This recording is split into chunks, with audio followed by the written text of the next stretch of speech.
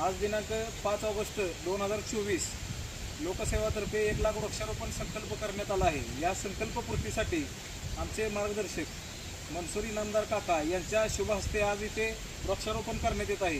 मी मनसूर काकांना विनंती करतो की त्यांनी इथे वृक्षारोपण करावे।